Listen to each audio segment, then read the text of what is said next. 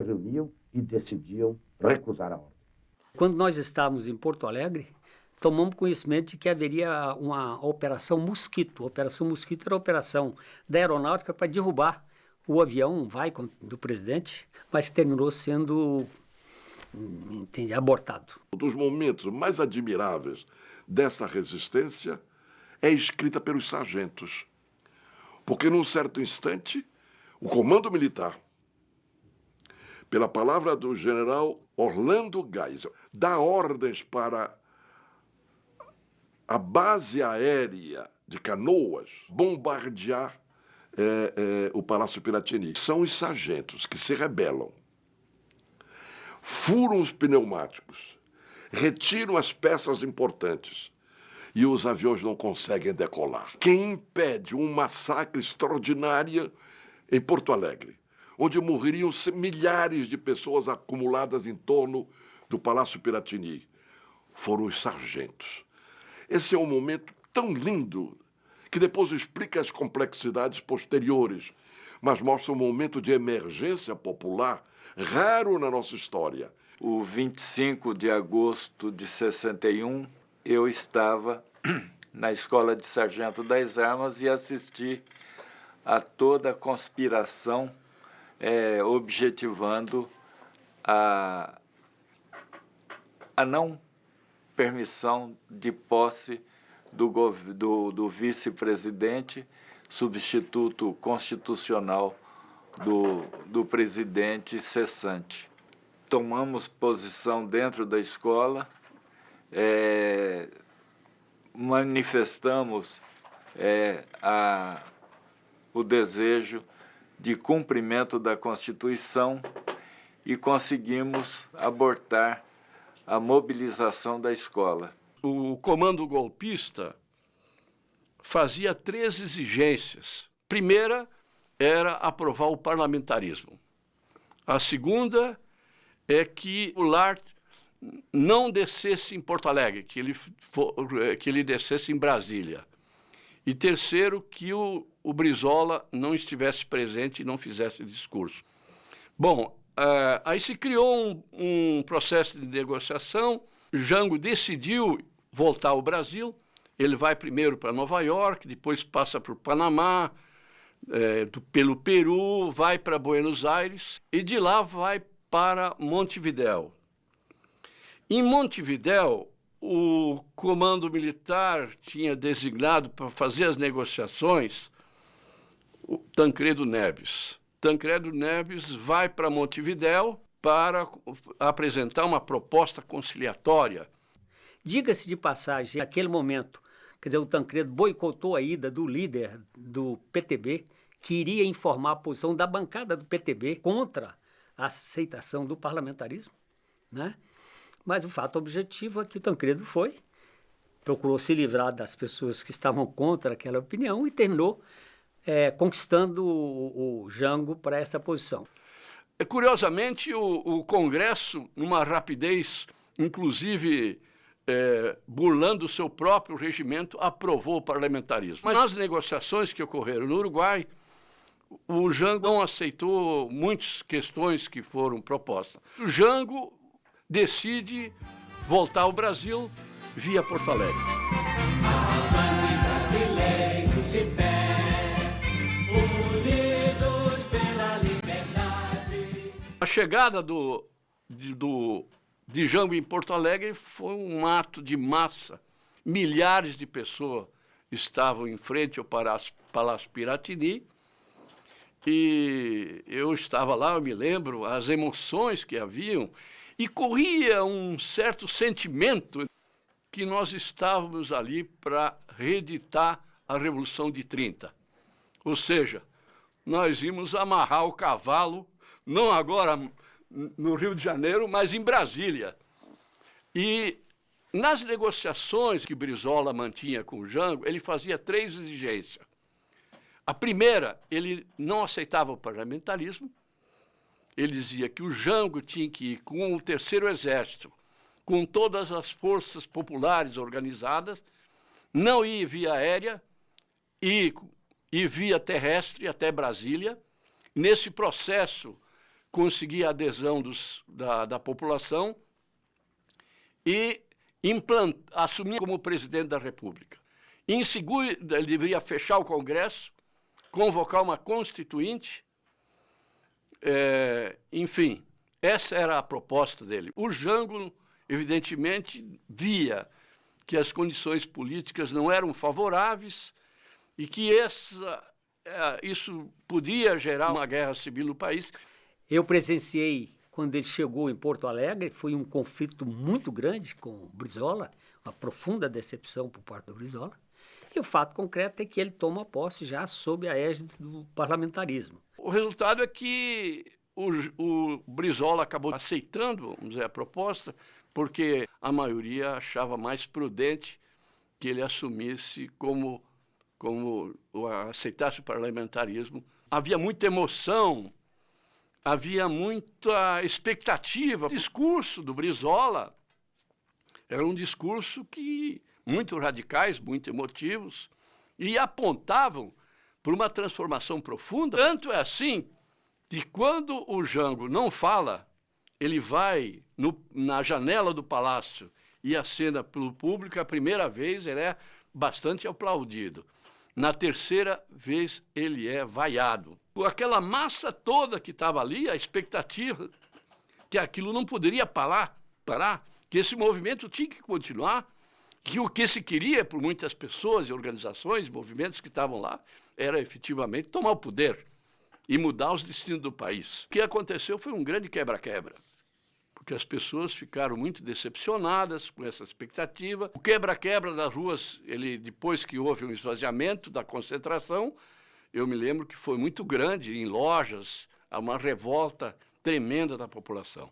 No dia 5 de setembro, o presidente João Goulart deixa Porto Alegre, desembarcando em Brasília à tarde.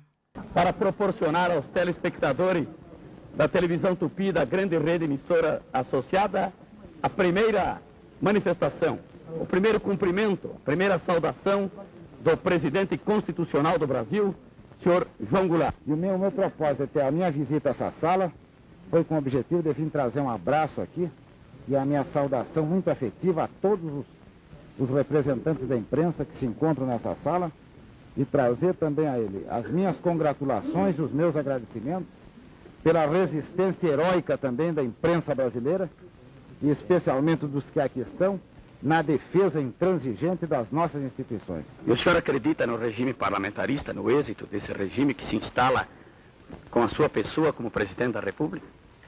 Basta que o regime parlamentarista traga essa paz e essa tranquilidade tão desejada pela família brasileira, basta que traga um clima de desenvolvimento para o país e ele já terá prestado um grande serviço a essa nação. Eles queriam dar posse imediata para ele não aceitou, tanto que ele tomou posse só no dia 7 de setembro. Sabem os partidos políticos, sabem os parlamentares, sabem todos que, inclusive por temperamento, inclino-me mais a unir do que a dividir.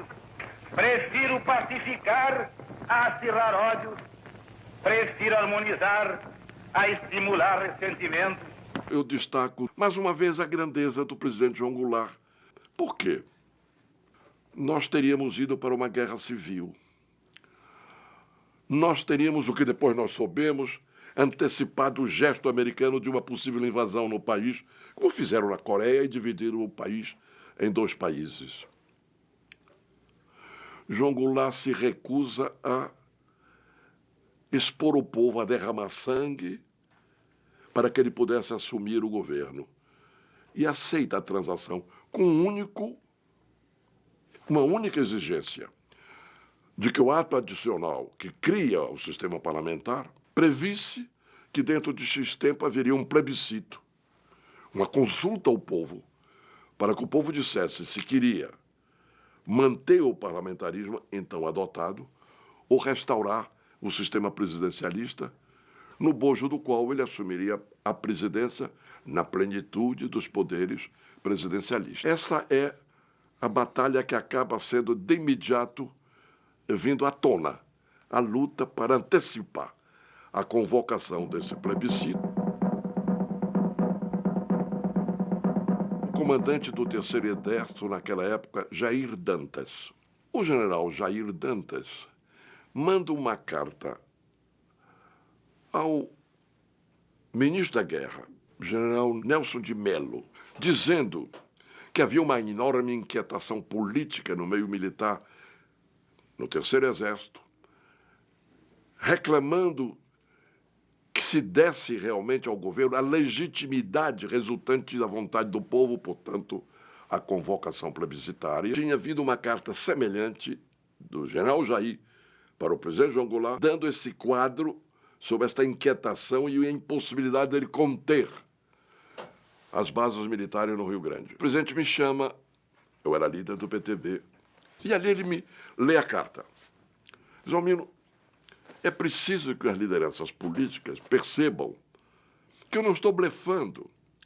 De repente, por conta da exigência popular que vai crescendo para que haja a convocação plebiscitária, nós possamos ter uma convulsão política que não é desejável.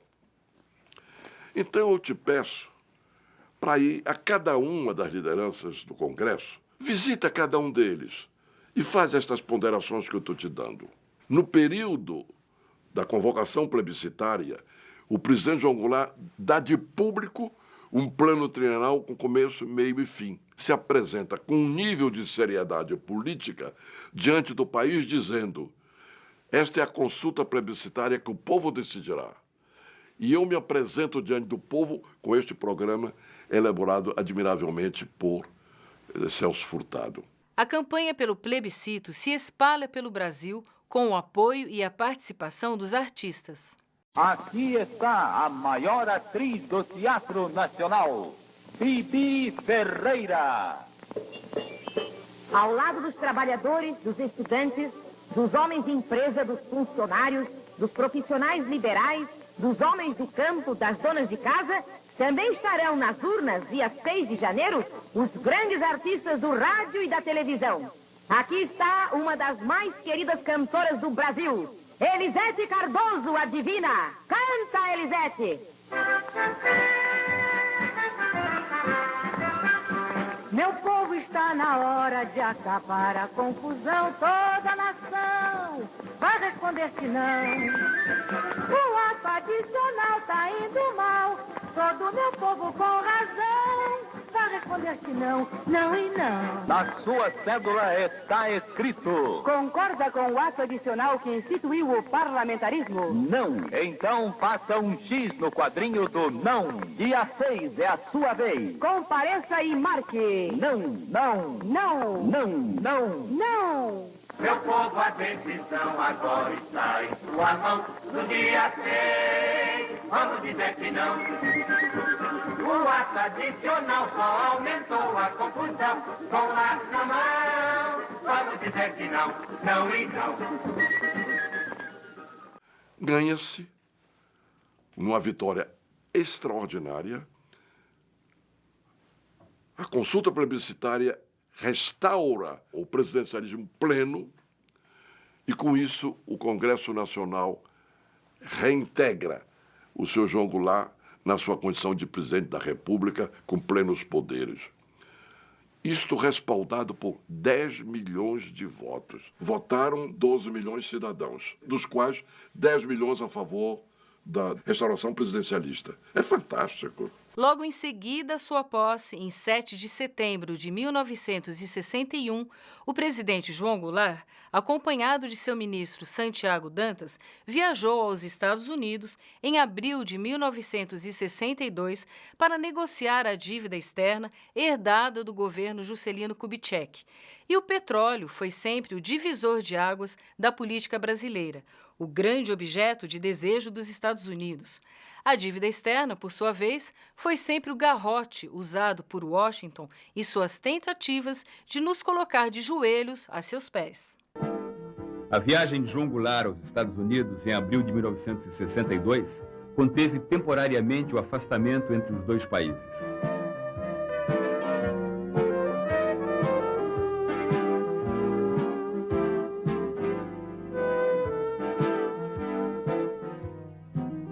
Na agenda de Jango, a prioridade era a renegociação da dívida externa. Para Kennedy, o importante era a definição das regras políticas no Brasil. A nacionalização das companhias norte-americanas e o programa de reformas soavam como sinais de comunização. Uma semana antes, o governador Leonel Brizola desapropriou no Rio Grande do Sul os bens da Companhia Telefônica Nacional, ramo brasileiro da ITT. Os Estados Unidos receberam Jango com confetes, temendo que o Brasil fosse desviado da rota ocidental. Na ONU, Jango explicou pessoalmente à imprensa internacional o significado das nacionalizações.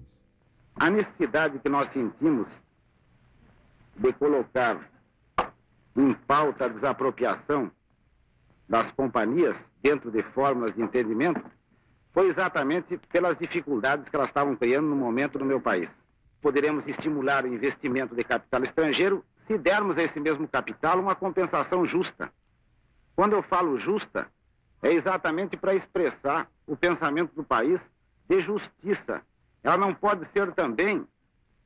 obter também lucros excessivos. Lucros que a enriqueçam muito depressa em detrimento do interesse nacional ou à custa do empobrecimento do país. Por isso desejamos encontrar um termo justo em que elas tenham uma remuneração justa, razoável pelo seu capital, que possam obter lucros, mas que, se dedicando a atividades de interesse nacional, esses lucros possam também trazer benefícios ao país.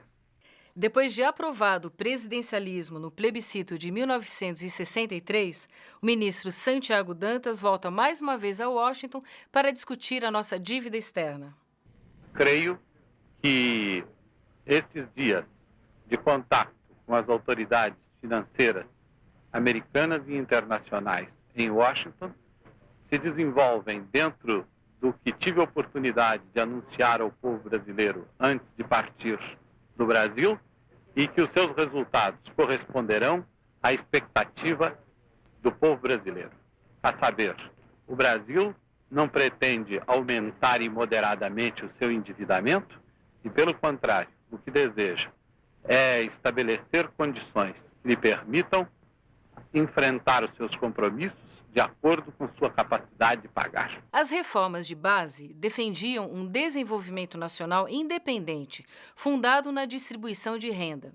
Entre outras medidas, propunham reforma agrária, com distribuição de terras às margens das ferrovias, das rodovias, dos açudes e dos lagos. Salário mínimo, calculado com base nas necessidades reais de uma família de trabalhadores. Reforma urbana, com controle dos preços dos aluguéis.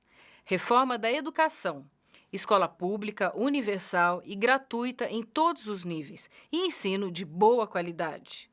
Nacionalização dos setores estratégicos da economia, com ênfase na garantia do monopólio estatal do petróleo. Controle e limitação das remessas de lucros pelas empresas estrangeiras que atuavam no país para as suas sedes no exterior. Desenvolvimento das pesquisas, desenvolvimento tecnológico compatível com o desenvolvimento social, fim do pagamento de royalties ao capital internacional, reforma eleitoral, voto universal, incluídos os analfabetos, e direito de elegibilidade para todos os eleitores, reforma trabalhista, com garantia de liberdade de organização sindical nas cidades e no campo, incluído o direito de construção de uma central sindical. Relações internacionais. Desenvolvimento de uma política internacional independente e negociação da dívida externa. Este programa, assumido pelo presidente João Goulart, o Jango, enquanto programa de governo e de viés fortemente nacionalista, foi gestado e defendido por setores do capital nacional e incorporava propostas, projetos e reivindicações das organizações de trabalhadores urbanos e rurais e dos demais setores populares. Começa a se falar em reformas de base através do Plano Trienal. Ou seja, o Plano Trienal previa, além de medidas puramente econômicas, financeiras, etc., algumas reformas na estrutura econômica e social. E estas reformas eram a reforma fiscal, a reforma administrativa, porque nós estávamos realmente com uma administração antiga, nós não tínhamos planejamento. O Ministério do Planejamento nasce naquela época. E por fim, a reforma agrária. Quem enfrenta o problema da reforma agrária como um problema político central para o desenvolvimento econômico, mas para tirar do campo o homem que estava sujeito a uma realidade de escravo, sem nenhum dos direitos sociais assegurados a ele, essa figura chama-se João Goulart.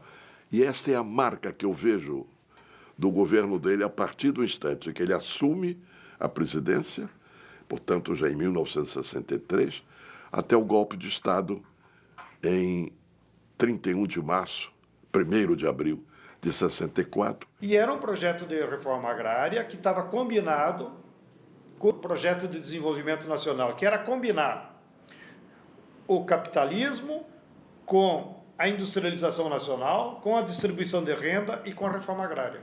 Então, o papel da reforma agrária de distribuir terra e de eliminar o latifúndio cumpriria um objetivo claramente econômico, que era potencializar os camponeses para serem produtores de mercadorias para o mercado interno e, ao mesmo tempo, consumidores de mercadorias da indústria nacional brasileira.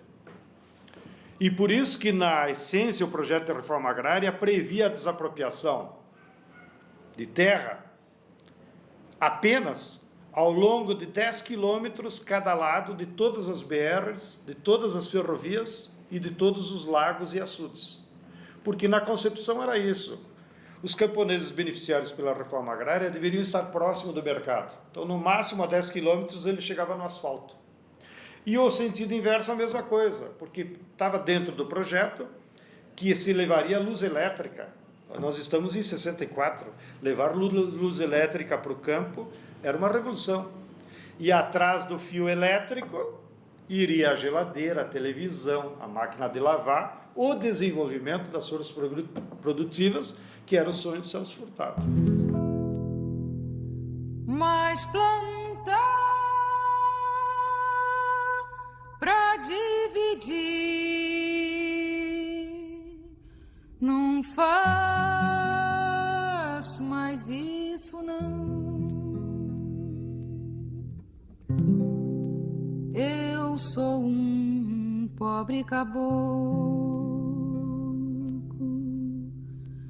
ganho a vida na enxada.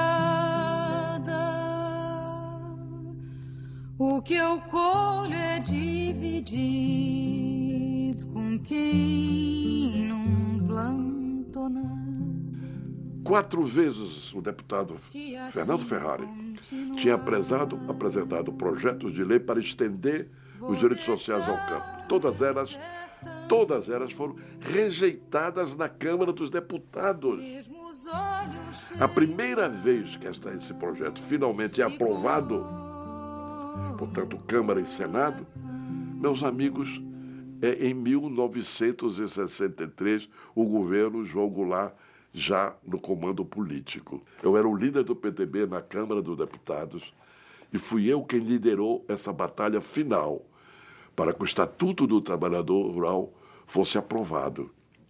Mas em 63 entra esta lei assegurando aos trabalhadores esses direitos e, portanto, o direito de protestar, de contestar, de reivindicar, porque lhes demos de imediato o direito à organização sindical. E de imediato se criam os sindicatos pelo país todo. Sindicatos rurais. Quando termina o governo João Goulart, havia 1.200 sindicatos rurais. E já havia se constituído a Confederação dos Trabalhadores do Campo, a CONTAG, que alguém já disse que é o fato mais importante no campo até então ocorrido. As formas organizativas que os camponeses foram adquirindo, sobretudo de 58 a 64, lá no campo, chegaram as propostas e elas se transformavam em propostas organizativas. Então, a Igreja Católica organizou nas dioceses as frentes agrárias, cujo objetivo claro era combater o comunismo. Então, a Igreja Católica usou toda a sua capilaridade no interior, via dioceses, Cada diocese organizava uma frente agrária, como eles diziam, frente agrária gaúcha, frente agrária de Goiás. Lá no Nordeste, que adquiria outros nomes, Serviço de Apoio Rural, SARN, SORP, Serviço de Orientação Rural de Pernambuco. Mas tudo era a mesma matriz, que inclusive o André Dreyfus, no livro 1964, denuncia que alguns desses movimentos da Igreja Católica eram inclusive financiados pelo consulado americano. Portanto, havia uma relação estreita com o projeto imperialista. E o principal objetivo era esse: vamos organizar o camponês contra o comunismo. O PTB organizou os camponeses de duas formas. Lá no sul, o Master, então era o PTB do Brizola.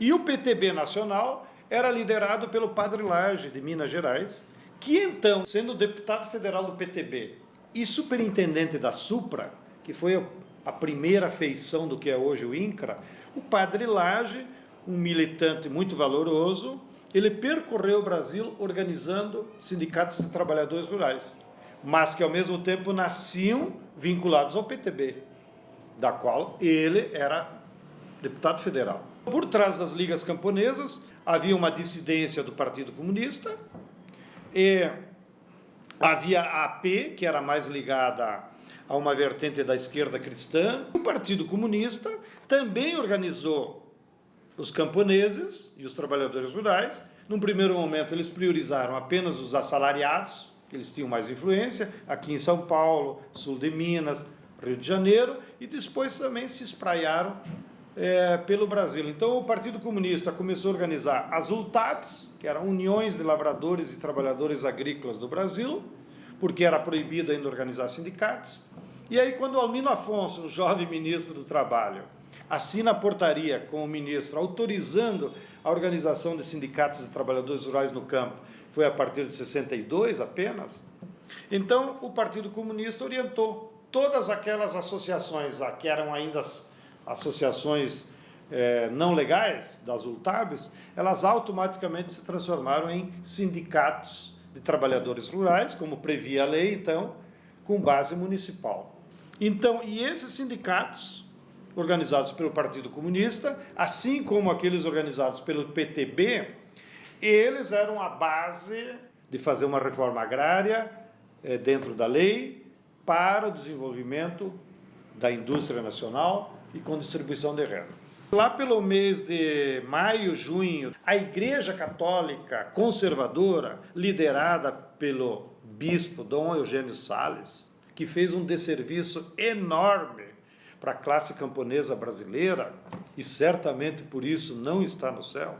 O Dom Eugênio Salles, que era o líder, então, daquelas frentes agrárias, ele tentou se antecipar ao Partido Comunista e tentou criar sua própria confederação.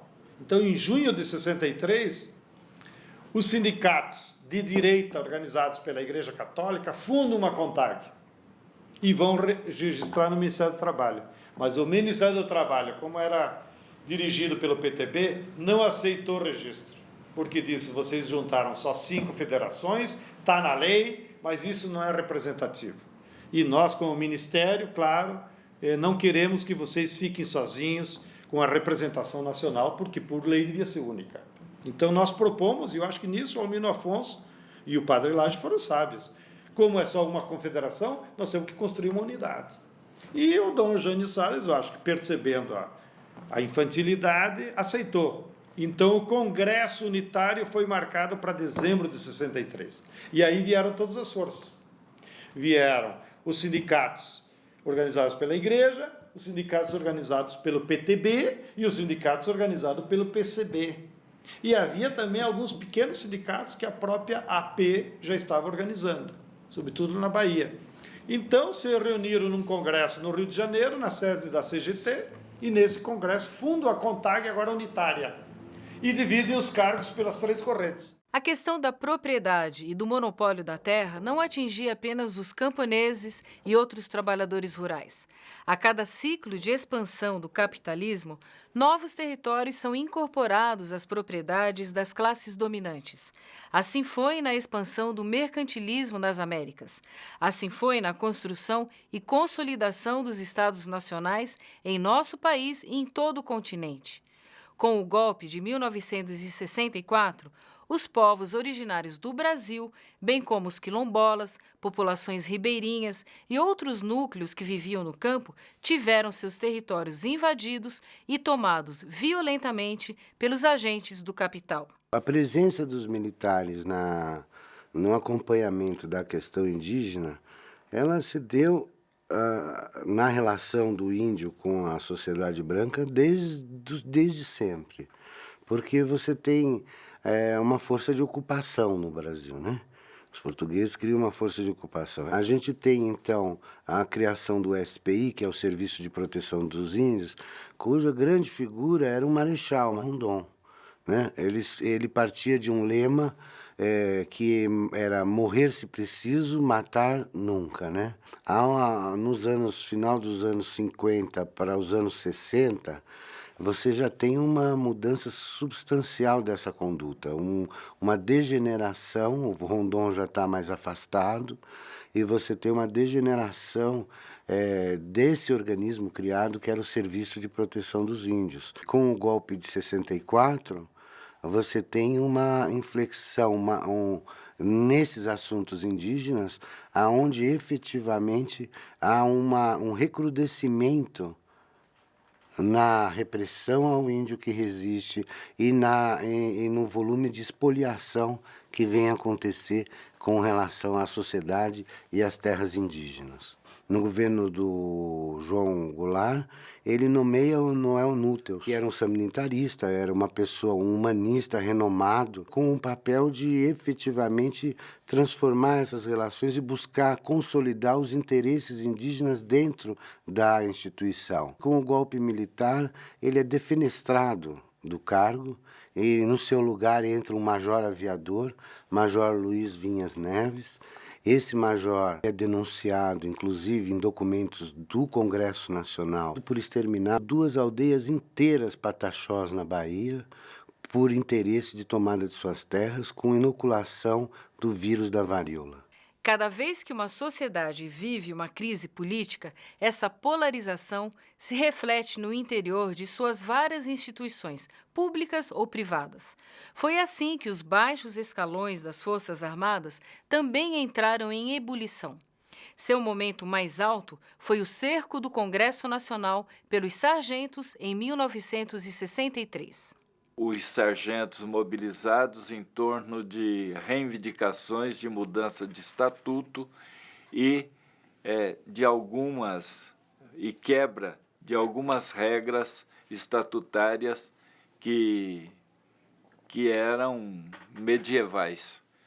O sargento não podia casar com menos de 5 anos de graduação, não podia usar trajes civis antes de 5 anos de graduação, não podia entrar no quartel em trajes civis, uma série de restrições absurdas. Logo em seguida, foi dado um salto de qualidade nesse movimento, onde foi visto que para se mudar alguma coisa nós precisávamos de poder. Vários sargentos foram candidatos a deputados federal, estadual, vereadores, e quando elegemos um deputado federal pelo Rio de Janeiro, deputado Garcia Filho, e um deputado estadual pelo Rio Grande do Sul, sargento Almoré Zoc Cavalheiro.